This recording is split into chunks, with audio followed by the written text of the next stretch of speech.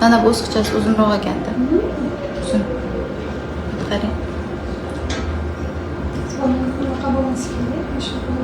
Bo'lishi ham mumkin. Ozgina yana kuting, хорошо?